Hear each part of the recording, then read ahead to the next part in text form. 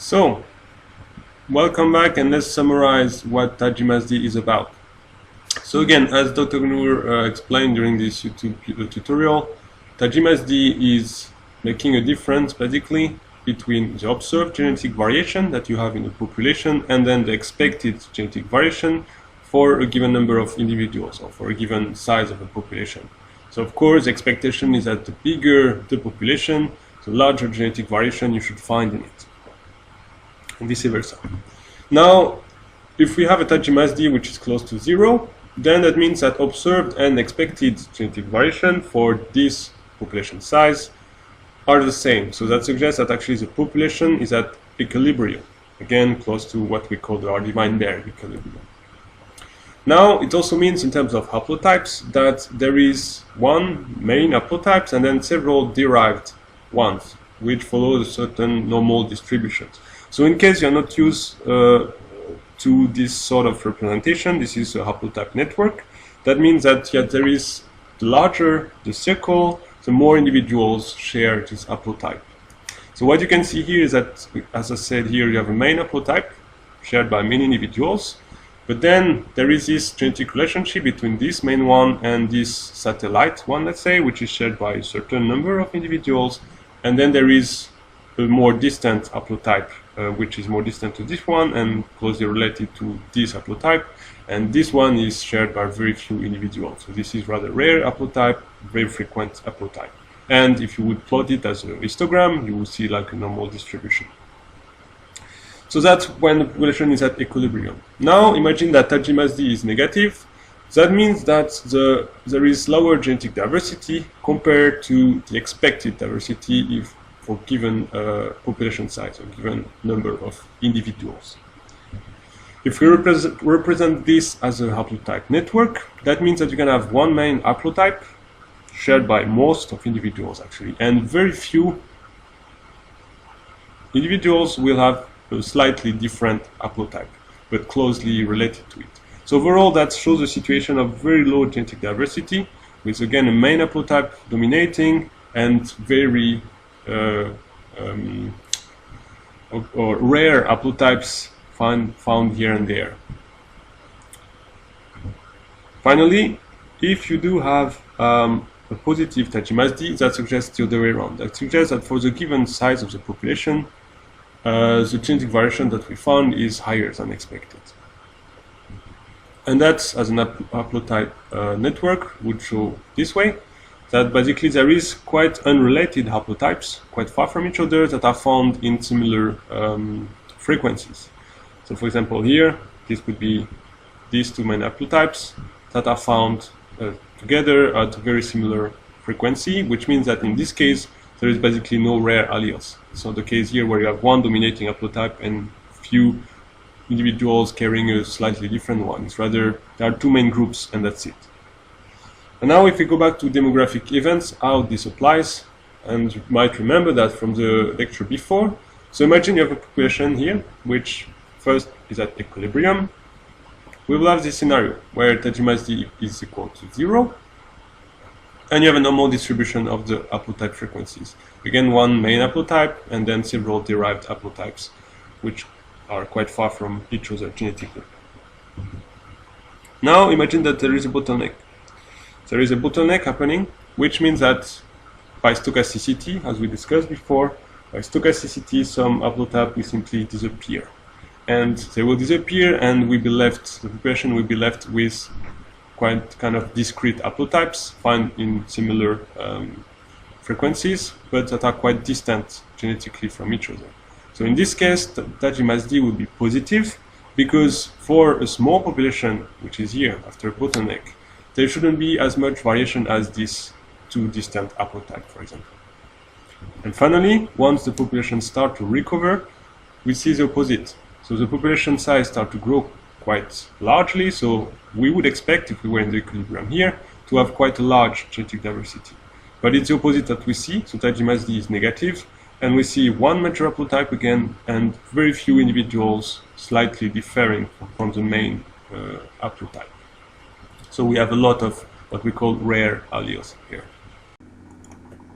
So now, something else. So yes, some years ago, some guys wanted to address the question whether mutations in general are rather positive or negative. So the way they did that, they took Saccharomyces cerevisiae, so yeast, applied a chemical called EMS. It is a chemical that induces point mutations randomly in the genome. They applied this chemical and then look at the fitness on the colonies of yeast after that. So they measured fitness with viability and other parameters, and this is what they found. So what they found is basically most of the colonies had the reduced fitness, suggesting that basically these EMS-induced mutations had a negative effect on their fitness.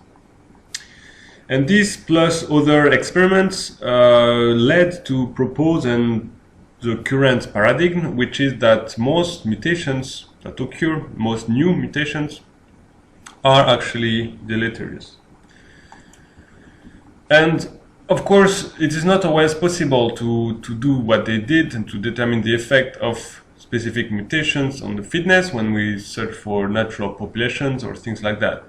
So we need a proxy for this. And as usual, the usual proxy for population life history, let's say in population genetics and genomics, is allele frequencies. Again, allele frequencies will let us know what is going on. Are we facing deleterious or are we facing advantageous mutations? So again, one single variable measured and many things to tell with this variable. And this is one way to do it. So here is called here is what is called the site frequency spectrum, and this is how we establish it. So first of all, when you face a population, then you want, or you will need to sequence, let's say 10 individuals in this population. You will have a sequence, and you will need to have an alt group, usually a sister species, and its sequence. Once you have this, you can look at the polymorphism, and you can measure something very important, which is the frequency of derived alleles. By derived, this means a new mutation that occurred in your specific population compared to the alt group sequence. And then, in terms of frequency, you can have rare mutations, you can have very frequent mutations. For example, here, this is a case of mutation from G to C compared to the alt group, which is present in only one individual, and G is conserved for the 9 other individuals. So this is a rather rare derived allele. But now if you look at here, for example, this is the opposite scenario.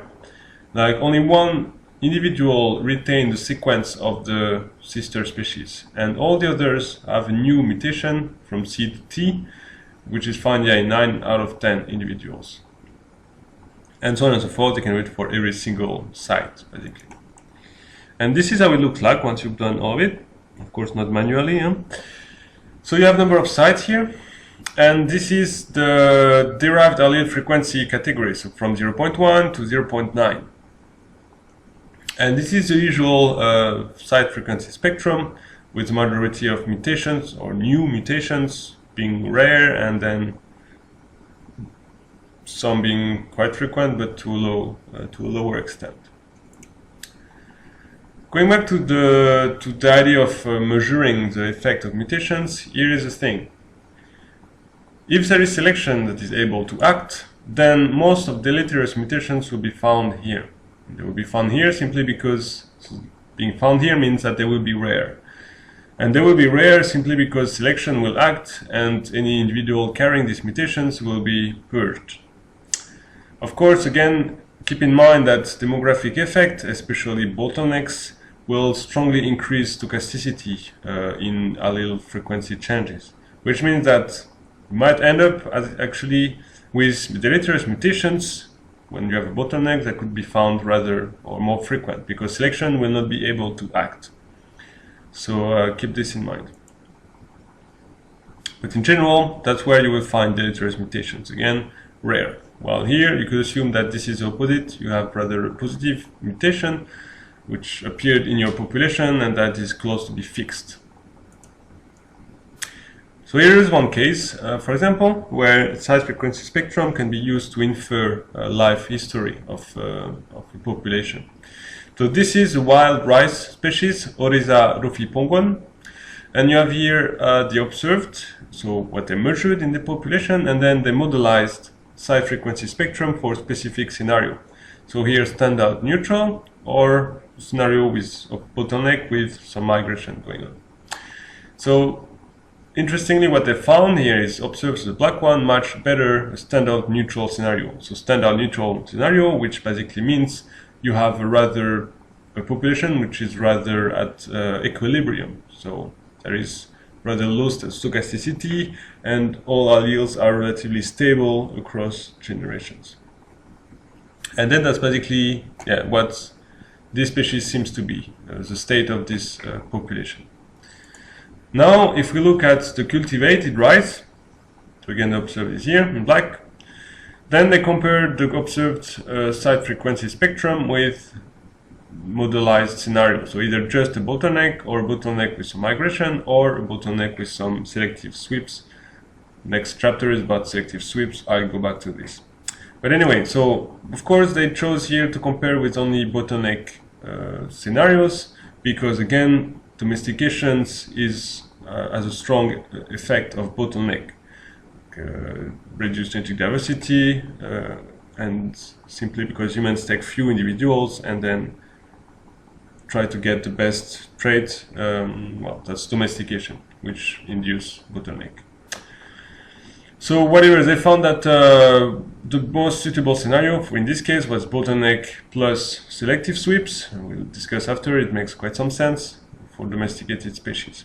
So in general, so keep in mind that then this size frequency spectrum will be affected by life history, might it be bottleneck or population expansion or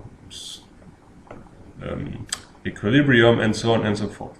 So by reading the size frequency spectrum, then we can have an idea of what's going on in this specific population. Of course, again, the size frequency spectrum is done on the full genome or as much as possible, or random markers. It's not a size frequency spectrum of a specific set of genes, for example. But now comes genes. So to start with, you know about this generated codes, right? Which means that several combinations of nucleic acids can lead to the same, or can encode the same amino acid. And that leads to two different kinds of mutations. Either mutations which is synonymous, which means you have a mutation in these three combination of nucleotides, but it will not change the sequence, the amino acids that it encodes.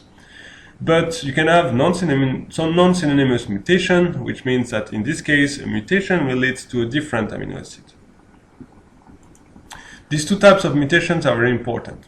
And why? Because if we think in terms of evolution, synonymous mutations will rather be neutral, because simply they don't change the amino acid sequence, which means that they will rather evolve according to the population demography or mutation rate. So there will not be any selection, and that will be a good indicator of what's going on in this population in general.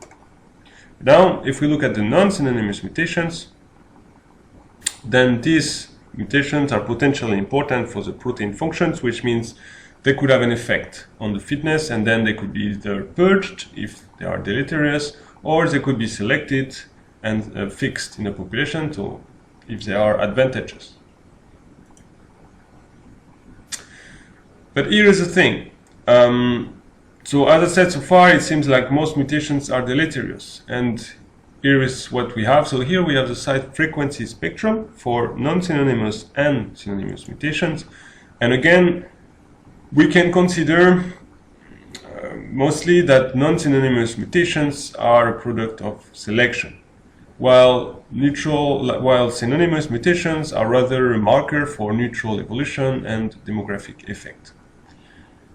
And then that matches well what we see here. So what we see is basically in this size frequency spectrum, Like non-synonymous mutations have a lot more rare mutations, or non-synonymous mutations have a stronger proportion being rare in the population, so with low frequencies. That's what you see here. And that again suggests that indeed non-synonymous mutations are by nature mostly deleterious, while it's not the case for synonymous mutations. So here is another way to measure the effect of certain mutations into the fitness. This is called distribution of fitness effect, and it uses or measures the strength of selection, which is a product of two things. First of all is the effective population size, which is NE here, and as you remember, the effective population size will strongly affect the efficacy of selection. If you have a small effective population size, stochastic events will strongly influence allele frequency changes, which means it's going to be harder for selection to act on these allele frequencies. And vice versa, if you have a large effective population size, it's going to be easier for selection to act. So one very important thing, again, effective population size. The other factor here is the selection coefficient. This is simply the effect of a given mutation on the fitness. It can be positive or negative. And the product of the two then will give you the strength of selection for a given population. And then you have here basically mutations that are rather neutral, so which means this product is close to zero, which means that again, this mutation will not have a strong impact on the fitness of an individual. While here, what you have here, so this is rather the opposite. You have mutations which will have a strong impact on the fitness. And again, as I said, because we assume that most of the mutations that have an impact on the fitness have a rather deleterious impact, then this is where we will find highly deleterious mutations.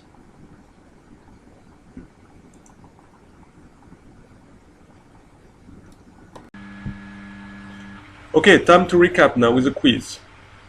So, first question is, what does Tajima's D measure? Does it measure A, observed minus expected genetic variation for a given population size, or does it measure the observed minus expected homozygosity for this population size, or finally, does it measure expected minus observed genetic variation for this population size? Next question is again about Tajima's D, and if Tajima's D is negative, does it suggest that there is lower genetic diversity than expected for a given population size, or vice versa? Does it mean there is higher genetic diversity than expected? Does it mean that there is an over-representation of rare alleles, or that there is a major haplotype dominating the population? Or finally, that the population is expanding after a bottleneck. Last question, now about side frequency spectrum. So it can tell us what? Can it tell us that new mutations in a given population are deleterious if they are rare? Or new mutations in a given population are advantageous if they are rare? Or finally, conserved new mutations between two populations are deleterious if they are rare.